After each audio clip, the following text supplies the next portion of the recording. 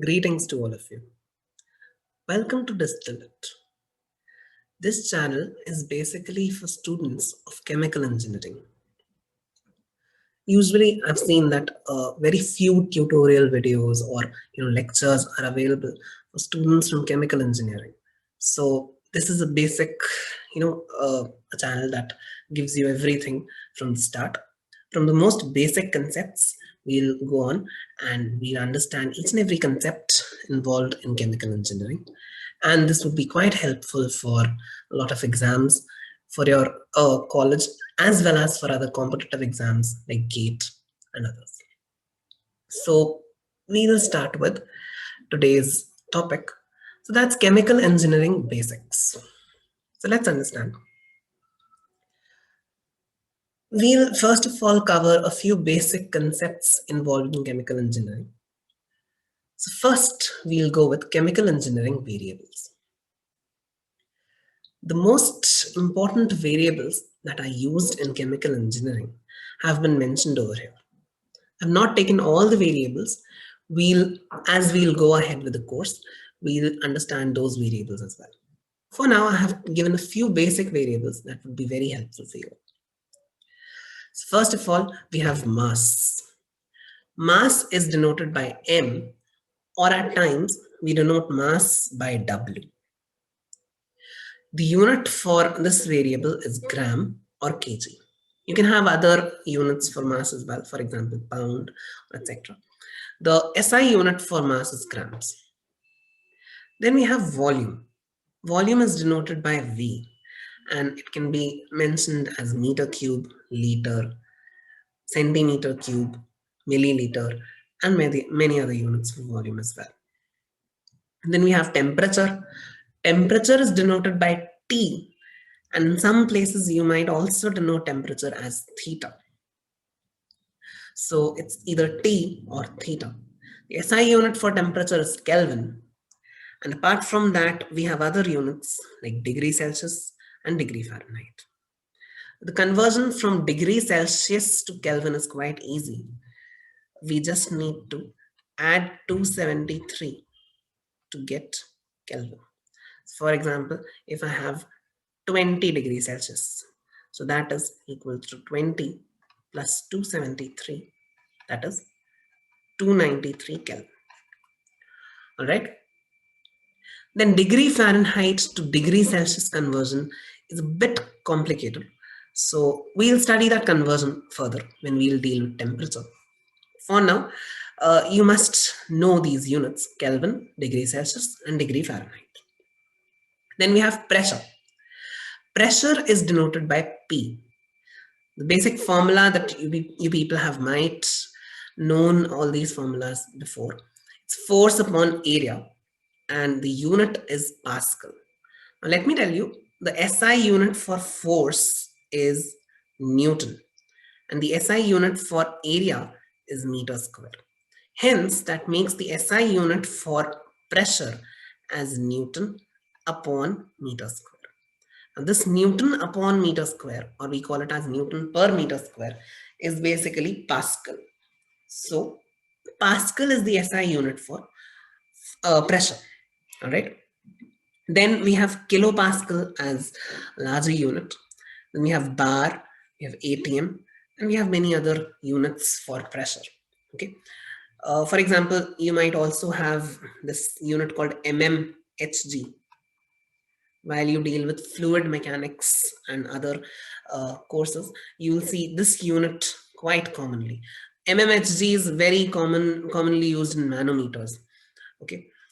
And apart from that, there are many units that are used, but these are a few basic units that we'll be dealing with.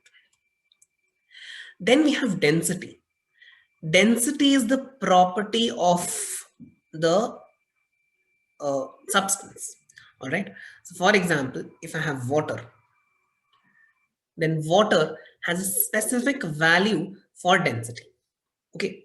Similarly, if we have, let's say, mercury, then mercury has a particular value for density. So it's a property of the substance. Okay. It depends on temperature and changes with temperature. Density is noted by rho.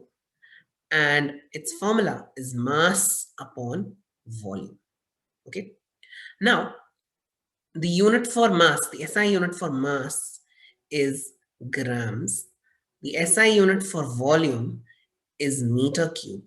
Hence, the SI unit for density is gram per meter cube. However, this is the least used unit of density. The most commonly used unit for density is kg per meter cube. As I told you, kg is the unit of mass and meter cube being the unit of volume. Apart from that, we also use gram per liter.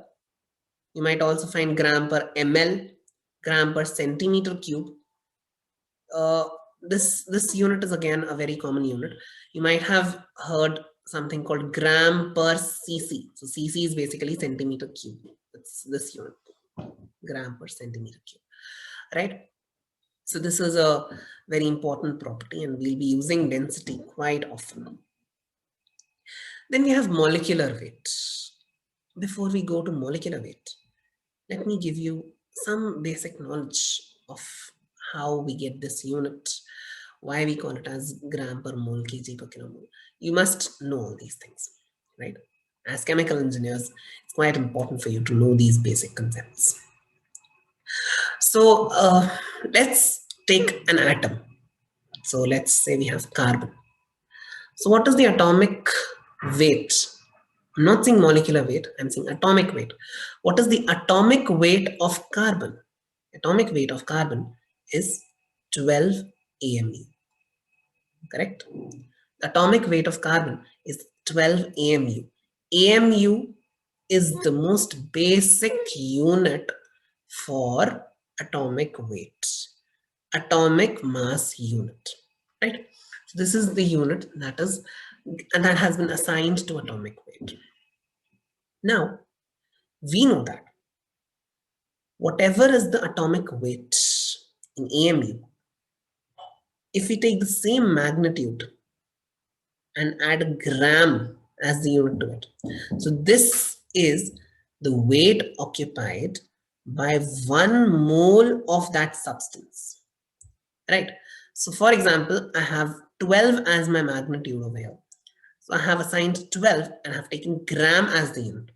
So 12 gram is the weight occupied by 1 mole of carbon. Similarly, let's take hydrogen. So hydrogen has atomic mass unit is equal to 1, right? So that means that 1 mole of hydrogen occupies 1 gram. Okay, it weighs 1 gram, right? So 1 mole of carbon is 12 gram and 1 atom of carbon is 12 AMU. Hence, we can say that 1 atom of carbon is 12 gram upon 1 mole carbon. Correct? That is, 1 atom of carbon would be 12 grams of carbon, because 1 mole basically consists of so many atoms of carbon. So 1 atom of carbon would weigh 12 gram per mole. That is the unit of atomic weight. And if we consider a molecule instead of an atom, let's say we are considering carbon dioxide. This is made up of carbon and oxygen. So it's a molecule, right? So if we are taking a molecule, then the weight occupied by the molecule is molecular weight, right? So the unit of molecular weight is gram per mole. Okay. The unit can also be taken as kg per kilomole. All right. Then we go to moles. Moles are denoted by small n. All right. And the formula is mass upon molecular mass. Okay. So the unit of mass is gram. The unit of molecular weight or molecular mass is gram per mole. Hence, the unit becomes mole. Okay. For larger quantities, we have kilomoles. Okay. Now let me tell you that although we take mole or kilomole as the unit, but moles are dimensionless. We are basically counting the number of particles. That's what basically moles are. So when you count something, you don't assign a unit to it, right? You simply have this thing. For example, if you have, let's say, I have 2 apples, right? If I have 2 apples, then I'll count 1 apple, 2 apples, like that. So I'll write 2 apples over here. This apples is not unit. This apples is not unit of this 2. This apples is basically, we are telling, or we are specifying the quantity that we have measured, right? Or the quantity that we have counted. Similarly, if I say 3 bottles or 5 pens. So here, bottles or pens, these are not units, right? These are just, we are just specifying the quantities that we have counted. Similarly, mole, kilomole, these all are not units, right? These are basically, we're specifying that this is what we have counted. We have counted moles, right? So moles are dimensionless. Students are generally confused. They consider moles to be to have dimensions, but they are not. They do not have any dimensions. They are dimensionless in nature. All right. Then we come to mole fraction. So mole fraction or mass fraction, there are these 2 important quantities, mole fraction and mass fraction. These 2 are basically used in mixtures whenever we deal with mixtures. Okay, suppose we are taking a mixture of A and B. Okay, it's then when mole fraction and mass fraction comes into picture. Okay, so let's understand. Mole fraction is denoted by X or Y. Okay, mole fraction is denoted by X or Y. X is used when we are talking about liquid phase, and Y is used when we are talking about gas phase or vapor phase. All right. So mole fraction is basically individual mole upon total moles. So let's say we have a mixture of A and B, then the mole fraction of A, it's denoted by XA. The mole fraction of A would be number of moles of A upon total number of moles. And what are those total number of moles? Moles of A plus moles of B. All right. So that's how you get mole fraction. Then we come to mass fraction. Mass fraction is basically, again, denoted by X. Students, they quite a lot get confused between mass fraction and mole fraction.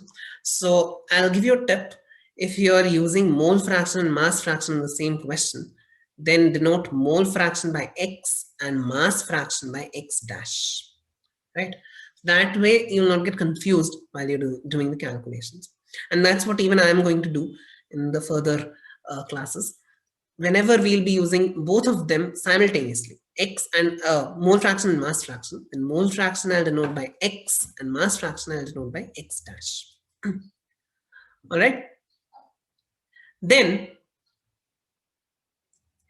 mass fraction, just like mole fraction, even mass fraction is denoted by mass upon total mass, individual mass upon total mass. So suppose if you have a mixture of A and B, then mass fraction of A. Now see, here I have already written XA, therefore I have written X dash A, right? So the mass fraction of A would be basically MA upon total mass, that is equal to MA upon MA plus MB. All right, that's how you're going to do it. Okay. A very interesting property of mole fraction and mass fraction is that the summation of mole fraction as well as the summation of mass fractions is always equal to 1. And which is actually quite logical, because we are basically saying XA is NA upon NA plus NB. Then accordingly, we'll have XB as NB upon NA plus NB. So when we'll add these two, you'll get NA plus NB upon NA plus NB. That is 1. So whatever mixture you are taking, if we find mole fractions of each and every component in that mixture, then the sum of mole fractions in that component would be equal to 1. Similarly, if we find mass fraction of each and every component, then the sum of mole fractions of all the components would be equal to 1. Okay, and this can be quite a lot used. For example, if I say that I have A and B and the mole fraction of A is 0.4, accordingly, I'll get that the mole fraction of B is going to be 0.6. All right, 1 minus 0.4, that is 0.6. Clear? Then we come to two very important units. Two very important variables. And we are going to use especially the first one, number 10. This one we are going to use quite often. In almost every course you will be using this particular variable in some or the other way. So let's understand what these variables mean, what are their formulas, how to evaluate them. No. Okay. So the first variable, again, these two variables are majorly useful when we are talking about mixtures. Okay, they are not at all useful in pure quantities. Okay, if we have pure water, we have these variables have no significance at all.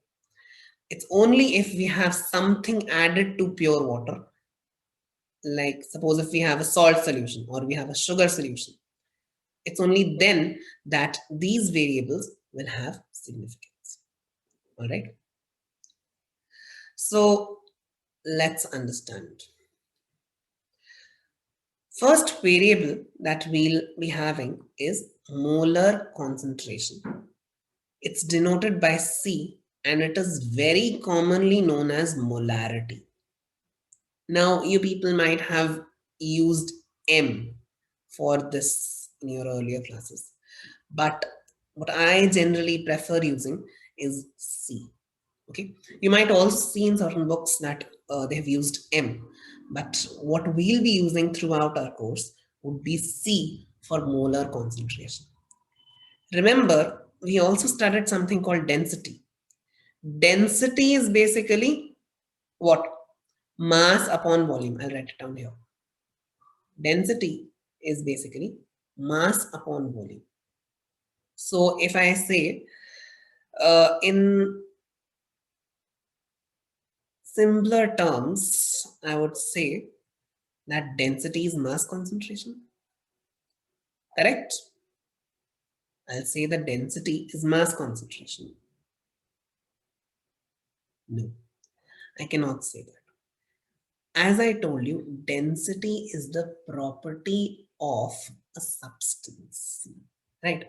Suppose if we have water, we have pure water, right? If we have pure water, then we can have density for that, but we cannot have molar concentration for that. So density is property of a substance, but molar concentration is not. Molar concentration comes into picture only when we have mixtures. All right. So keep this thing in mind. So now we'll understand what is the meaning of this particular quantity, molar concentration. So it's generally denoted by M, but what I said is we'll be using C for that, right?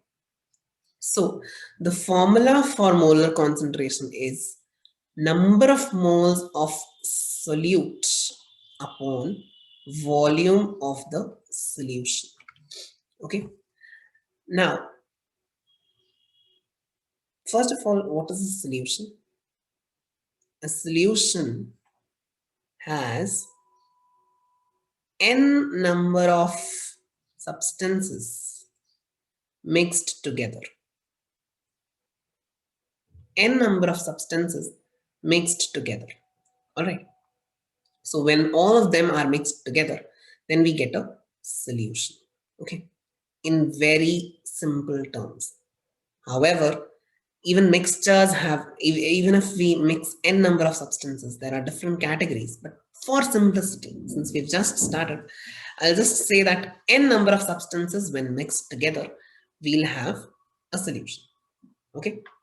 So now let's talk about a solution that has only two components for simplicity.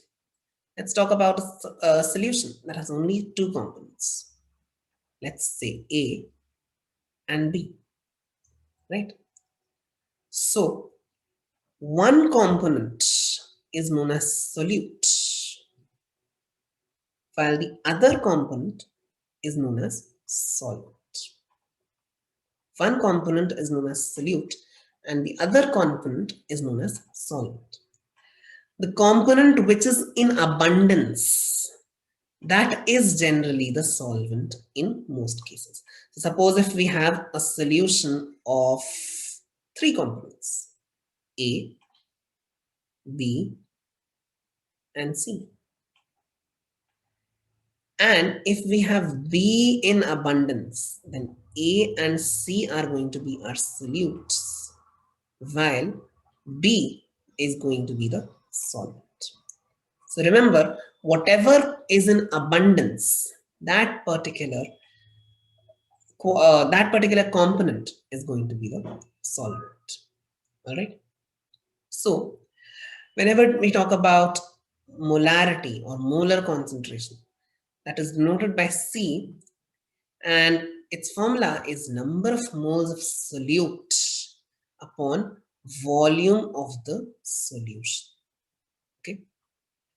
Now the unit for moles is mole. The unit for volume is liter. So hence, mole per liter is the unit for molar concentration. Okay. Mole per liter is given the name molar because it's molar concentration, hence it is given the name molar, and it's denoted by capital M. The unit is denoted by capital M. So if I'm saying that, let's say I have let's 0.02 moles of A in 1 liter of solution, right? If I say that I have 0.02 moles of A in 1 liter of solution, that would imply that we have 0.02 moles of A per liter. Okay. Or we can say that the molar concentration of A is 0.02 mole per liter. In place of mole per liter, we can write molar. Okay. So Ca is equal to 0.02 molar.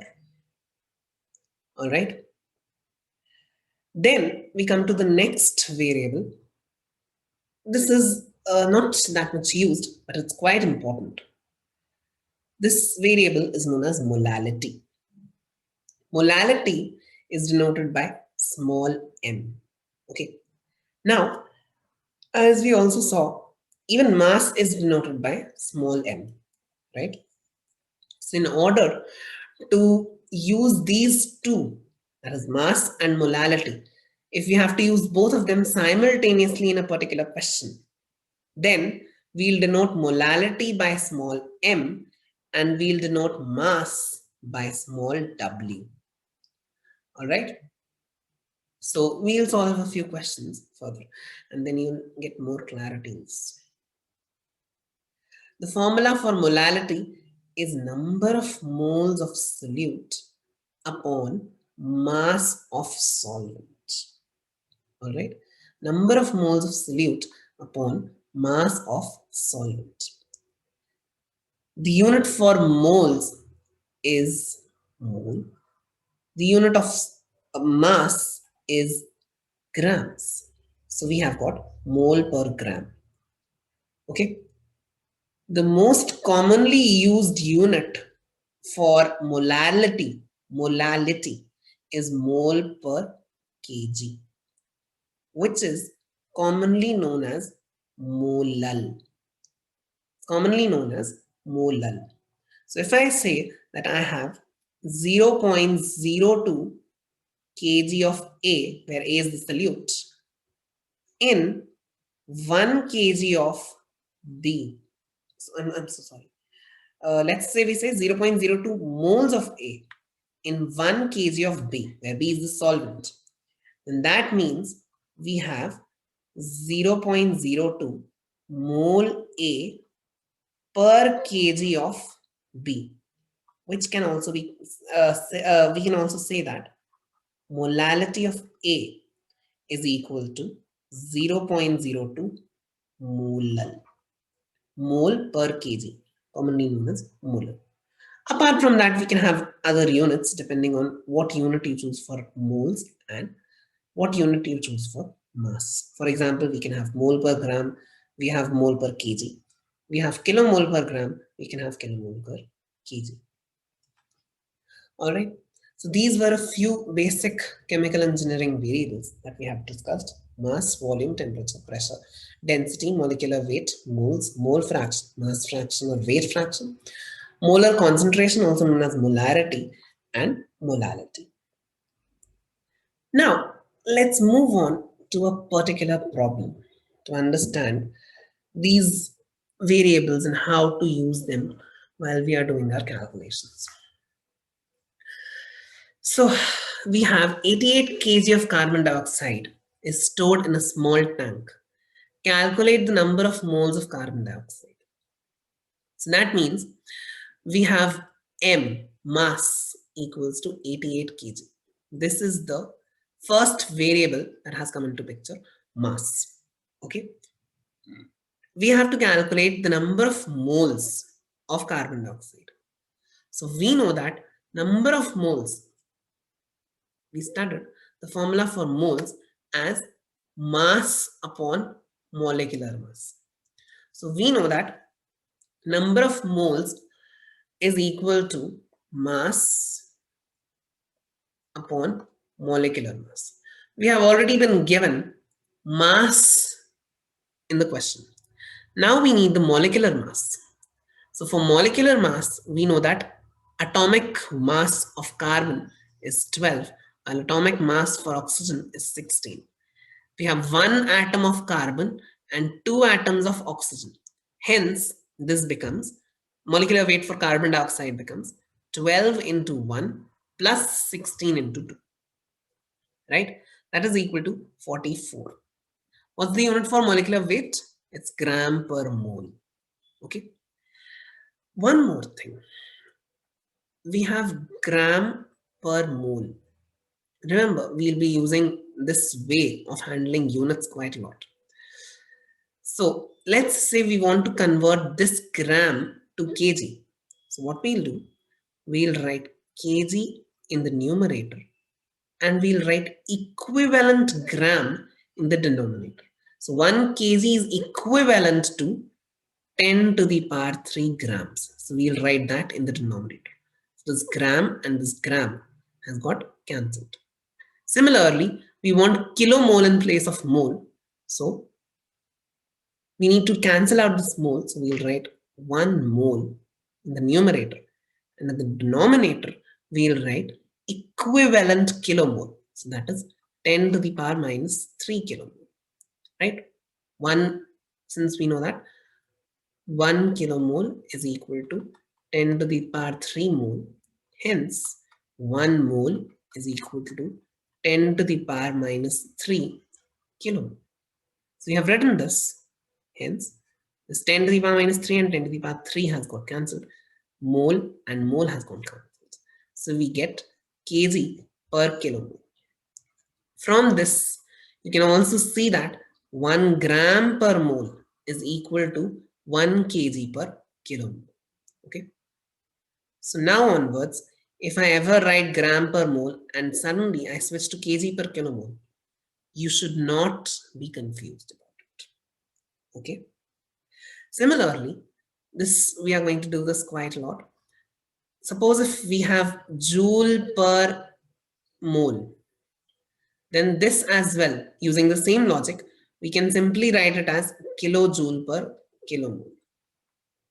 Similarly, if we have joule per gram, then using the same logic, we can call it as kilojoule per kg.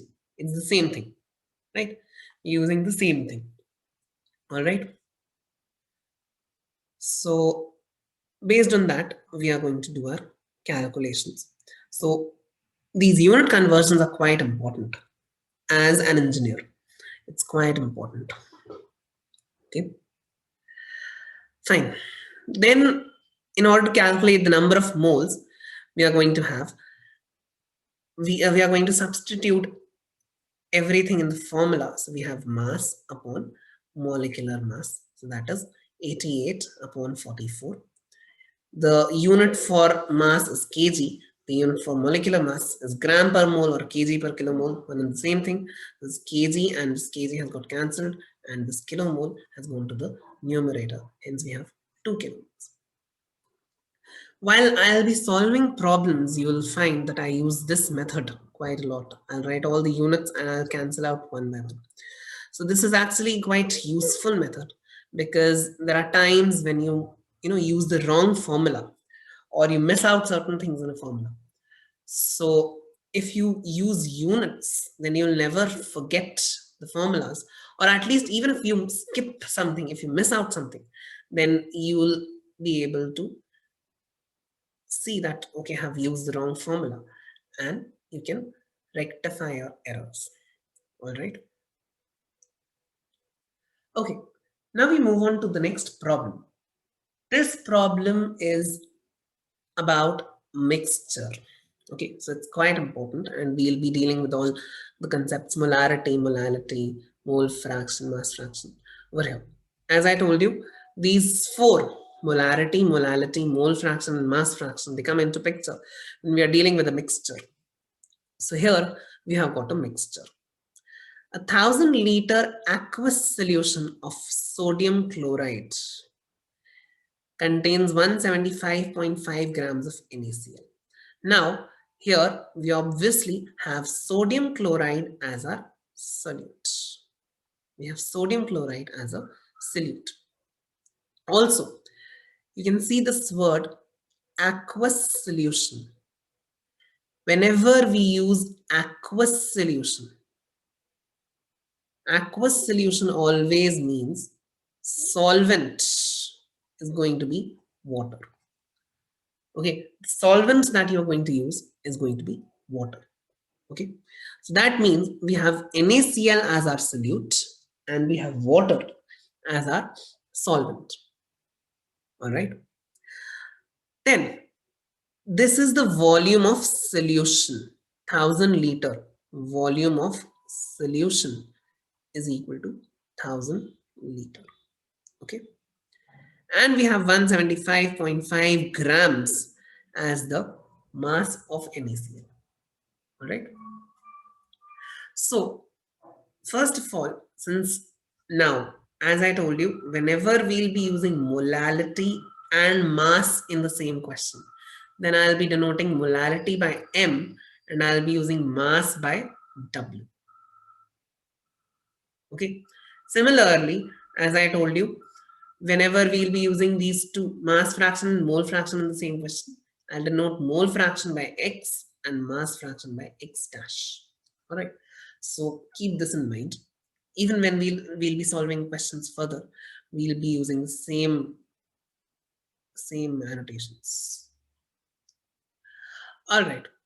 So we have mass of NaCl equals to 175.5 grams. Whenever we get mass, you can easily calculate the moles. So we know that moles is equal to mass upon molecular mass, right? So molecular mass of NaCl is going to be 23 into 1, 23 being the atomic mass of sodium, and chlorine has atomic mass of 35.5. So 35.5 into 1. So that is 58.5. The unit for molecular mass is gram per mole. All right. Volume of the solution is given to be 1000 liter.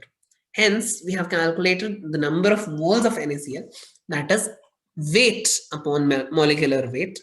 So, since we are using molality, we have molality in the question.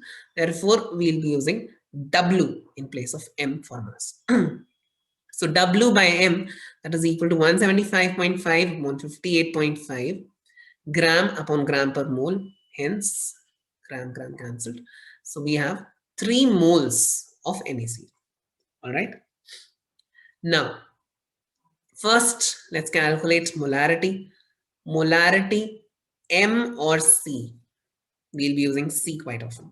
All right. So that is moles of solute upon volume of solution. All right. So the moles of solute is N. That we have already calculated, 3. And volume of the solution is already given 1000 liter. Hence, we have 0.003 mole per liter. What did I tell you? That mole per liter is also very commonly known as molar. So, we can also write it as 0.003 molar. All right. Then, we have NaCl, that is a solid solute, of course. And solids have a negligible volume compared to liquids, right? So suppose if you have 10 grams of solid and you have 10 grams of liquid, then the volume that is occupied by 10 grams of liquid would be much larger than the volume occupied by 10 grams of solid, right? Hence, if you are saying that in 1000 liter of aqueous solution, where water is a solvent, we have a solid solute, then we can ignore its volume in this 1000 liter aqueous solution. Okay, so this is quite a very often this assumption is taken that almost the solute, it contains negligible volume. Hence, we have 1000 liter of aqueous solution containing all the 1000 liter is occupied by the solvent, that is water, because the volume occupied by the solid solute is negligible. All right. Now, as I told you, density is the property of a substance. So density of water is 1000 kg per meter cube. Okay. This is the unit for density, right? Kg per meter cube. And then again, we have done unit conversion. From kg per meter cube, we have brought it to gram per liter. Again, the same basis, 1000 kg upon meter cube. In place of kg, we want grams. So we'll put gram in numerator and equivalent kg in the denominator. Then we want meter cube, we want liter in the denominator. So we'll put 1 liter in the denominator and equivalent meter cube we'll put in the numerator. So meter cube cancelled, 10 to the power minus 3, 10 to the power minus 3 has been cancelled, and kg has been cancelled. So we get 1000 gram per liter. Okay. So now we have mass of solvent. As we know, density is equal to mass upon volume. We already know density, we know volume. So in order to calculate mass, we are going to have density into volume. So volume is 1000 liter, density is 1000 gram per liter. So liter into gram per liter, we get grams. So that is 10 to the power 6 grams. This is the mass of solvent. Okay. Then we come to molality. I'm so sorry, I've written molarity here. It's molality. L. So it's molality. Molality is equal to moles of solute upon mass of solvent. Okay. So that is 3 moles upon 10 to the power 6 gram. That is 3 into 10 to the power minus 6 moles per gram, or 3 into 10 to the power minus 6 kilomole per kg. Just how we wrote. Yeah. So gram per mole is same as kg per kilomole. Similarly, mole per gram same as kilomole per kg. Also, we know that mole per kg is same as molar. So let's convert this kilomole per kg or mole per gram into mole per kg. So we know that we have, I'll write it here, we have 3 into 10 to the power minus 6 mole per gram into, now in place of gram we want kg, so we'll write 1 gram in the numerator and equivalent kg we'll write in the denominator. So gram and gram cancelled. We'll get 10 to the power minus 6 into 10 to the power 3, that is 3 into 10 to the power minus 3 mole per kg, or we can simply say 3 into 10 to the power minus 3 molal m, right? So I have not written it here, so but it's going to be 3 into 10 to the power minus 3 molal. All right. Then we have mass fraction. So in order to calculate mass fraction, we'll have mass of NaCl upon total mass. So 175.5 is the mass of NaCl that we have. And we already calculated mass of water or mass of solvent as 10 to the power 6 grams, right? So it's going to be 175.5 upon 175.5 plus 10 to the power 6, right? Mass of NaCl upon mass of NaCl plus mass of solvent. That is equal to 1.755 into 10 to the power minus 4. Okay. Then we have mole fraction. Mole fraction is moles of NaCl upon total moles. So moles of NaCl we already calculated it as 3 moles. Then in order to calculate moles of water, we know that we have 10 to the power 6 grams of water, and the molecular weight of water is 2 into 1, because we have H2O as water. So 2 into 1 plus 16, that is 10 to the power 6 upon 18 gram per mole, and this is gram. So we will get 10 to the power 6 upon 18 moles of water. So 10 to the power 6 upon 18 moles of water, right? So moles of NaCl upon moles of NaCl plus moles of solvent, that is 5.4 into 10 to the power minus 5. All right.